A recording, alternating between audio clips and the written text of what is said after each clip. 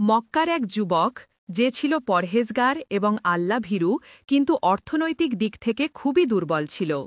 তার দিনের বেশিরভাগ সময় কাটত জীবিকা অর্জনের তাগিদে এও সেই গলিতে হেঁটে।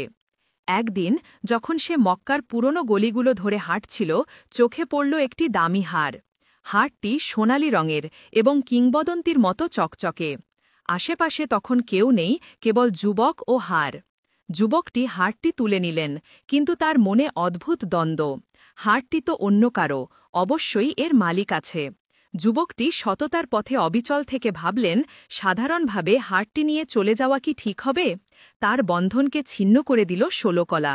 হারটির মালিকের খোঁজে হেরেমের দিকে গেলেন, সেখানে মানুষ আর কেয়ারিরা বেড়াচ্ছে। হেরেমে এসে যুবকটিকে আচ্ছন্ন লাগল আর ভাবতে লাগল তার কার্যক্রম নিয়ে।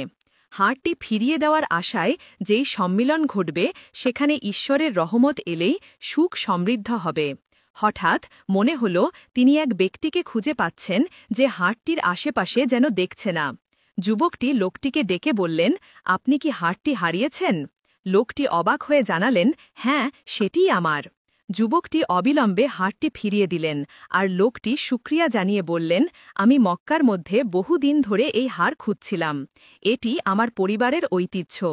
যুবকের পা থেকে পা পর্যন্ত আনন্দে উজ্জ্বল হয়ে উঠল। তার আন্তরিকতা ও সততার জন্য আল্লাহ তাকে এরূপ পুরস্কার দিয়েছে। লোকটি যুবকটির সততা দেখে মুগ্ধ হয়ে গেছেন এবং তার একাধিক বড় আয়ের সুযোগ এনে দিলেন।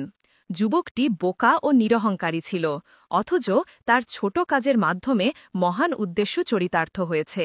জীবনের প্রতি যুবকের নজর ঠিক মতো এবং তার সামনে জীবিকার নতুন সুযোগ আসছে। আল্লাহর রহমতের জন্য যুবকটি কৃতজ্ঞতা প্রকাশ করল। জীবনের নতুন পথে একটি সুন্দর সূচনা হল।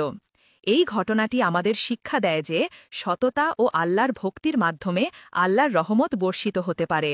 যুবকের মধ্যে ছিল সেই অটল বিশ্বাস যে ঈশ্বরে ভক্তি রাখার ফলে তার জন্য সর্বদা কিছু ভালো অপেক্ষা করছে।